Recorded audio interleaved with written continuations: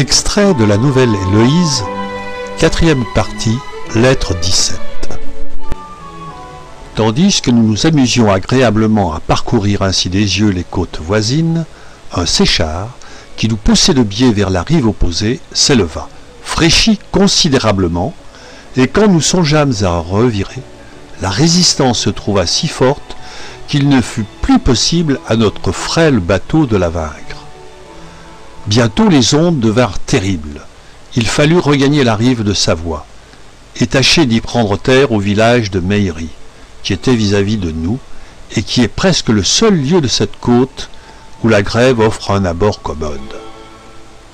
Mais le vent, ayant changé, se renforçait, rendait inutiles les efforts de nos bateliers et nous faisait dériver plus bas le long d'une file de rochers escarpés où l'on ne pouvait plus trouver d'asile. À force de travail, nous remontâmes à Meillerie, et après avoir lutté plus d'une heure à 10 pas du rivage, nous parvînmes à prendre terre. En abordant, toutes les fatigues furent oubliées. Julie prit sur soi la reconnaissance de tous les soins que chacun s'était donnés, et comme au fort du danger, elle n'avait donc songé qu'à nous. À terre, il lui semblait qu'on n'avait sauvé qu'elle.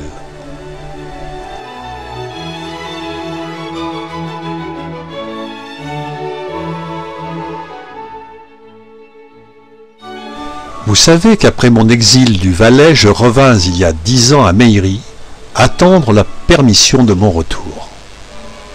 C'est là que je passais des jours si tristes et si délicieux, uniquement occupé d'elle, et c'est de là que je lui écrivis une lettre dont elle fut si touchée. J'avais toujours désiré de revoir la retraite isolée qui me servit d'asile au milieu des glaces, et où mon cœur se plaisait à converser en lui-même avec ce qu'il eut de plus cher au monde. L'occasion de visiter ce lieu si chéri dans une saison plus agréable, et avec celle dont l'image l'habitait jadis avec moi, fut le motif secret de ma promenade. Je me faisais un plaisir de lui montrer d'anciens monuments d'une passion si constante et si malheureuse.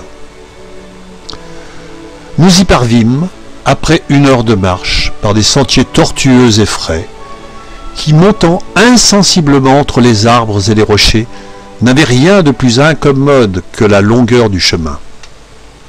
En approchant et reconnaissant mes anciens renseignements, je suis prêt à me trouver mal. Mais je me surmontais, je cachai mon trouble, et nous arrivâmes. Ce lieu solitaire formait un réduit sauvage et désert, mais plein de ces sortes de beautés qui ne plaisent qu'aux âmes sensibles, et paraissent horribles aux autres.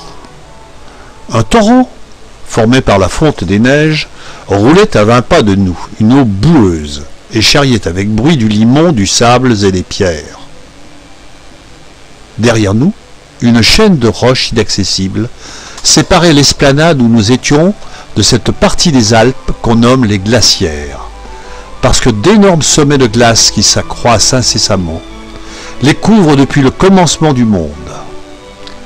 Les forêts de noirs sapins nous ombrageaient tristement à droite.